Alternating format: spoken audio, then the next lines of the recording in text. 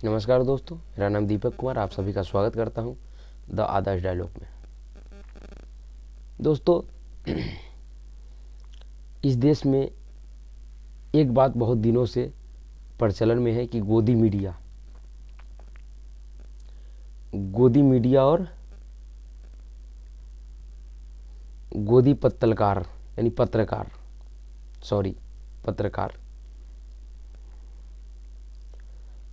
दोस्तों, इनकी पहचान कैसे होती है? तो इनकी पहचान करने का सबसे आसान तरीका मैं बताता हूँ और उदाहरण के साथ बताता हूँ।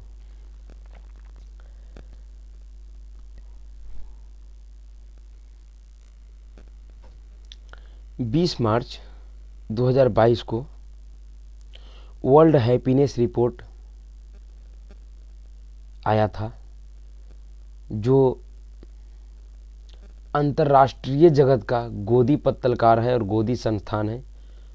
वो संस्थान ऐसी रिपोर्टें तैयार करती है और उन्हीं रिपोर्टों को लेकर हमारे देश में जो उनके सहयोगी पत्तलकार हैं और जो राजनेता हैं, जिनको अपने देश से ज़्यादा विदेशी डाटा और सर्वेक्षण में भरोसा होता है, वो किस तरह का नंगा नाच कर रहे थे। रिपोर्ट के 10वें एडिशन के अनुसार इस साल के इंडेक्स में कुल 146 देशों को स्थान दिया गया था। इसमें भारत को 149वें स्थान पे 149 देशों में 139वां स्थान मिला था। यानी 146 देशों को स्थान दिया गया था, इसमें भारत को 146 देशों में शामिल कुल 146 देशों में से भारत 136वें पायदान पर है। पिछले साल के मुकाबले भारत की रैंकिंग में 3 पायदान का सुधार हुआ है। वहीं आतंकवाद और आर्थिक समस्या से जूझते पाकिस्तान की स्थिति भारत से बेहतर बताई गई है। इस सूचकांक में पाकिस्तान को 121वें पायदान पे रखा गया है।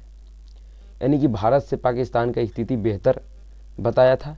और इन खबर को लेकर हमारे देश के जो प्रमुख विपक्षी पार्टी है कांग्रेस पार्टी, उनके सबसे बड़े नेता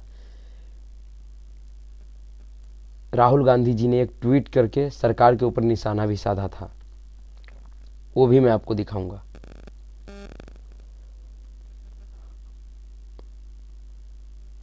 उसके बाद बात आती है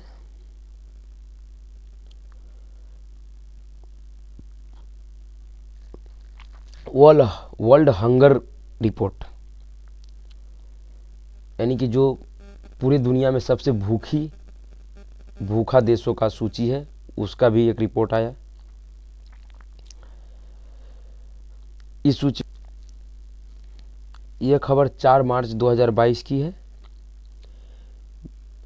बेशक प्रेस को लोकतंत्र को चौथे स्तंभ कहा जाता है और इसकी स्वतंत्रता पर तमाम बातें होती हो, लेकिन भारत में स्थिति ठीक नहीं है। विश्व प्रेस स्वतंत्रता सूचकांक में भारत 150वें नंबर पे। अब ये भी एक उसी तरह का गोदी मीडिया और गोदी संस्थान और उसके गोद और किसके गोद में बैठ के ऐसी रिपोर्ट जारी की गई है, ये भी देखिए।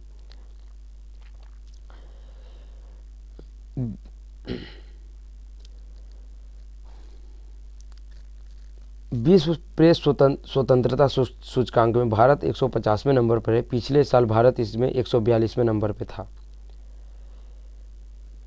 यानी कि पिछले साल इसमें 142वें नंबर पर था, इस बार 150वें नंबर पे 8 पॉइंट यानी कि और कम हो गया।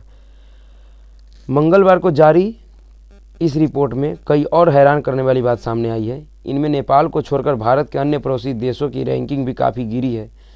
पाकिस्तान 157वें, श्रीलंका 146वें, बांग्लादेश 162वें और म्यांमार 176वें स्थान पर। यह रैंकिंग कुल 180 देशों में की। इस सूची में ग्लोबल हंगर इंडेक्स 2022 में भारत का प्रदर्शन, भारत GHI 2022 रैंकिंग में 121 देशों में से 107वें स्थान पर है। 2.1 के स्कोर के साथ भारत में भूखमरी का स्तर गंभीर है। यानी कि ये रिपोर्ट ये बताती है कि भारत में भूखमरी का स्तर गंभीर है। ये उस भारत की बात कर रहा है जिस भारत में लगातार आज 3 सालों से भारत सरकार सबको मुफ्त में अनाज दे रही है। उस भारत में ये रिपोर्ट बताती है कि भूखमरी की गंभीर स्थिति है। अब ये समझिए कि ये किस गोदी मीडिया और संस्थान ने ऐसी रिपोर्ट और किसके गोद में बैठ के बनाई होगी, और उनके गोद में बैठने वाले लोग इस रिपोर्ट को लेकर भारत में नंगा नाच कर रहे थे। इसमें क्या है कि भारत अपने 2021 के रैंक 101 से 6 पायदान नीचे खिसक गया है।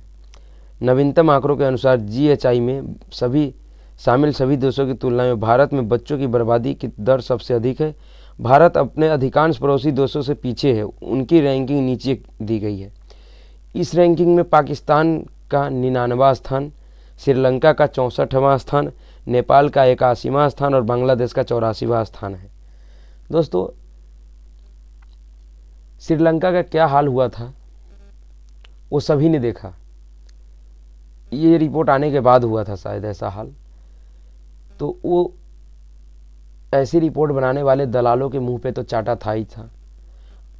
आज मैं और बांग्लादेश का भी यही स्थिति है, लगभग यही स्थिति है, और पाकिस्तान के भी लगभग यही स्थिति है।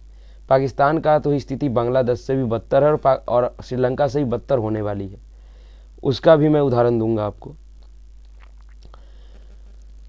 अब बारी आती है एक और रिपोर्ट की।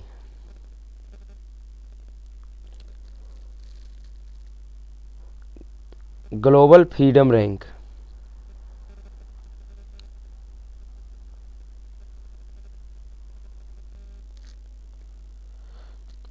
तो इसमें भी लगभग भारत की तुलना पाकिस्तान, बांग्लादेश, श्रीलंका से करने की कोशिश की गई है। तो दोस्तों, ये सब मैं आपको क्यों बता रहा हूँ? दरअसल पाकिस्तान से एक खबर है जिसको देख लेते हैं। पॉलीथीन में गैस भरते लोग, बल्ब और पंखों का प्रोडक्शन बंद, पाकिस्तान में आर्थिक संकट से त्राहिमाम। दोस्तों, यह खबर उन तमाम गोदी मीडिया और गोदी संस्थानों का पोल खोलता है जो ऐसी रिपोर्टें बनाती थी जिसमें पाकिस्तान से भी बदतर स्थिति में भारत को दिखाया जाता था। भारत से अच्छा स्थिति श्रीलंका, पाकिस्तान और बांग्लादेश को दिखाया जाता था। और कुछ लोग भारत में भी हैं जिनको इन सब की कुछ पता भी नहीं है, लेकिन वो हमेशा यही कहते हैं कि अरे बांग्लादेश की स्थिति तो भारत से भी अच्छा है, श्रीलंका तो भारत से भी अच्छा स्थिति में है, पाकिस्तान तो भारत से भी अच्छा स्थिति में, यानी कि उनको भी लगता है कि सबसे खराब स्थिति भारत की है। उन लोगों को ये खबर जरूर पढ़ना चाहिए। श्रीलंका के बाद भारत के एक और पड़ोसी देश पाकिस्तान में भीषण आर्थिक संकट का आगाज हो गया है और पूरी आशंका है कि साल 2023 में पाकिस्तान डिफॉल्टर कर दिया जाए। लिहाजा पैसे बचाने के लिए पाकिस्तान ने अब हाथ पैर मारने शुरू कर दिए। मंगलवार को शहबाज शरीफ की सरकार ने पैसे बचाने के लिए देश और देश के सरकारी खजानों पर वित्तीय भार को कम करने के लिए कई कदम उठाए हैं। इसमें बिजली बचाने के प्लान के साथ साथ बल्ब और पंखों का प्रोडक्शन भी बंद करना शामिल है। यानी अब वो बिजली बचाने के लिए, पैसे बचाने के लिए अपने यहाँ, उनके यहाँ जो पंखे और बल्ब बनते थे उसका भी उन्होंने प्रोडक्शन ही बंद कर दिया कि ना रहेगा और ना कोई जलाएगा और ना ही बिजली का खर्चा होगा। भाई गजब तरीका निकाला है। और उनकी स्थिति कुछ दलाल संस्थान और कुछ दलाल मीडिया भारत से अच्छा बता रहे थे अभी 5-7 महीने पहले, और 5-7 महीने में क्या हो गए ये उन दलालों को भी दिख रहा होगा। अभी पाकिस्तान का हाल बेहाल, सरकार बेच रही दूतावास। पाकिस्तान सरकार ने बढ़ते कर्ज को काबू में करने के लिए बाजारों और शादी के हॉल को बंद करने का फैसला किया है। देखिए क्या क्या तरीका निकाला है। अपने यहाँ भारत से अच्छा स्थिति में जो देश है वो अपने यहाँ की स्थिति को अच्छे करने के लिए क्या क्या तरीका निकाला है। फिर तो भारत का स्थिति अगर उससे ख़राब है तो भारत में इससे भी कठोर कदम उठाना चाहिए। बात तो यही है, जायज़ तो यही होना चाहिए भाई। फैसला किया है। और नए प्रस्ताव के मुताबिक पाकिस्तान में अब बाजार रात के 8:30 बजे तक ही खुलेंगे और शादी के हॉल को रात 10 बजे तक ही खुला रखने का आदेश दिया गया है। पाकिस्तानी अखबार डॉन ने रक्षा मंत्री ख्वाजा आसिफ के हवाले से कहा कि ये योजना देश के समग्र जीवन शैली और आदत को बदल देगी और इससे पाकिस्तान सरकार को $26 मिलियन बचेंगे। इसके साथ ही पाकिस्तानी रक्षा मंत्री ख्वाजा आसिफ ने कहा कि सरकार ने फैसला लिया है कि इस साल जुलाई महीने तक बिजली से चलने वाले पंखों का उत्पादन भी बंद रखा जाएगा। बताइए, है ना गजब का तरीका है। पाकिस्तान सरकार ने कहा कि पाकिस्तान में जिन पंखों का निर्माण होता है वो काफ़ी बिजली खाते हैं।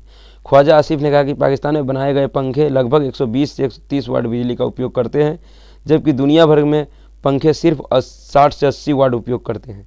बताइए, यानी कि 120 से 30 वाट बिजली उपयोग करता है तो इनकी पैजामा ढीले हुए जा रहा है पंखे चलाने में, और पंखा बंद कर रहे हैं।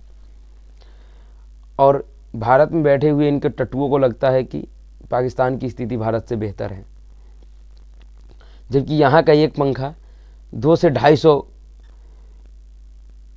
किलोवाट बिजली खाती है, वाट बिजली खाती है। वहाँ सिर्फ 120 से 30 खा रही है, तो उनकी नसें ढीली हुई जा रही हैं।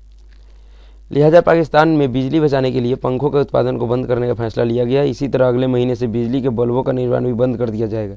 इस बीच पाकिस्तान सरकार कोनिकल ग्रीजर के इस्तेमाल को अनिवार्य कर देगी और सड़कों के किनारे लगाए गए स्ट्रीट लाइट को भी बंद करने का फैसला लिया गया है। लो, अब सड़क पे भी लाइटें नहीं जलेंगी भाई। यानी कि इतनी बदतर जीवन हो गया है पाकिस्तान के लोगों को कि उनको अब अंधेरे में रहना तो पड़ेगा ही साथ अंधेरे में चलना भी पड़ेगा रास्ते में भी। यानी कि कह लीजिए कि वहाँ का जनजीवन सिर्फ और सिर्फ दिन वाली हो गई है, रात में सारी व्यवस्था ठप। गंभीर स्थिति से गुजर रहा है देश। ख्वाजा आसिफ ने कहा कि देश गंभीर स्थिति से गुजर रहा है और यह बिजली की खपत के मौजूदा स्तरों को बनाए रखने में सक्षम नहीं है।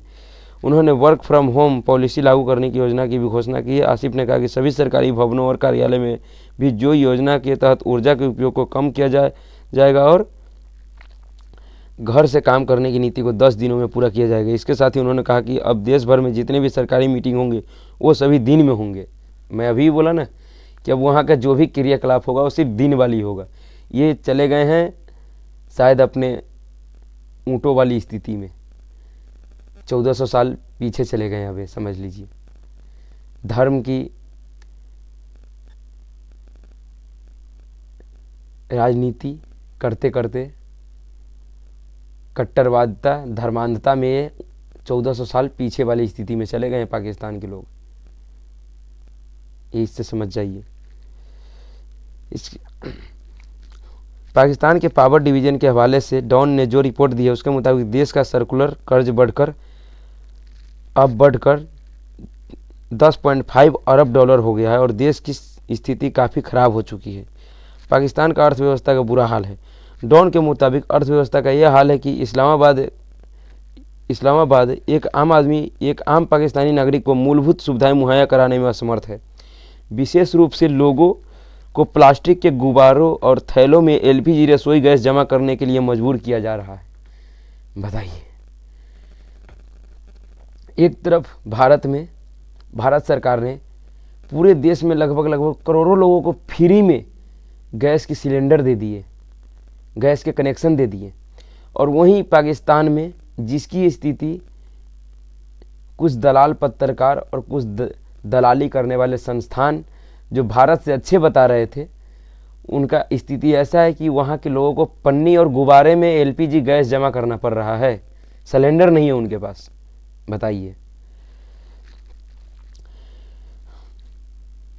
क्योंकि सरकार आपूर्ति में कमी को दूर करने में नाकाम हो गई है। सोशल मीडिया प्लेटफॉर्म पर वायरल हुए वीडियो में खैबर पख्तूनख्वा प्रांत के नागरिक को प्लास्टिक की थैली में रसोई गैस को भरते हुए देखा जा रहा है। कमी के कारण भंडारण करते देखा जा सकता है। स्थानीय मीडिया रिपोर्टर ने कहा गया है कि प्रांत के हंगू शहर में लोग पिछले 2 वर्षों से बिना गैस के रह रहे हैं। बताइए, यानी कि 2 वर्ष पहले से पाकिस्तान के एक शहर में गैस ही नहीं है और 5-7 महीने पहले हैप्पीनेस इंडेक्स, हंगर इंडेक्स में भारत से उनको अच्छा स्थिति में दिखा रहा है। पता नहीं किस अंधे और जाहिल गमारों ने ये रिपोर्ट तैयार की थी सिर्फ और सिर्फ भारत को बदनाम करने के लिए। खत्म होने वाला विदेशी मुद्रा भंडार। वित्तीय वर्ष 2022-23 के जुलाई-अक्टूबर तिमाही के दौरान पाकिस्तान का राजकोषीय घाटा डीजीपी का 1.5% रहा। वहीं देश का विदेशी मुद्रा भंडारण पिछले महीने $294 मिलियन और घटकर $5.8 अरब रह गया, जिसका मुख्य कारण बाहरी ऋण चुकाना था। नतीजन आर्थिक पंडितों ने चेतावनी की घंटी बजा दी है कि पाकिस्तान खतरनाक रूप से डिफॉल्टर हो सकता है। शहबाज शरीफ के पूर्व वित्त मंत्री मुफ्ता इस्माइल ने भी पिछले महीने कहा था कि पाकिस्तान बहुत जल्द डिफॉल्टर हो सकता है, लिहाजा पाकिस्तान एक बार फिर से चीन या फिर सऊदी अरब के सामने पैसों के लिए हाथ फैला सकता है। ये खबर उन तमाम गोदी मीडिया और गोदी पत्रकारों की मुंह पे तमाचा है, जो हर बार अपने प्यारे पाकिस्तान को भारत से अच्छा दिखाने की कोशिश करते आए हैं, पर आखिरी में जीत सत्य की हुई। और उन तमाम गोदी पत्रकार और गोदी संस्थान और गोदी में बैठ के रिपोर्टिंग करने वाले और रिपोर्ट बनाने वाले लोगों के मुंह पे करारा तमाचा है ये, इससे ज़्यादा कुछ नहीं है। शर्म आनी चाहिए। अगर थोड़ी भी शर्म उन लोगों के अंदर हो तो वह भारत देश से और भारत के तमाम नागरिकों से माफ़ी मांगे, क्योंकि उन्होंने भारत को अंतर्राष्ट्रीय स्तर पे पाकिस्तान जैसे देशों से नीचतर दिखाकर बहुत ही बड़ा पाप किया है। इसलिए उनको आज माफ़ी मांगनी चाहिए। और आप लोगों से भी कहता हूँ कि किसी भी विदेशी आंकड़ों को अगर कोई पत्रकार उठाता है तो आप अपना आँख कान खोल के रखिए और पहले उसको चेक कीजिए और कुछ दिनों का इंतज़ार कीजिए। समझ में आ जाएगा कि वो पत्रकार गोदी है या राष्ट्रवादी है।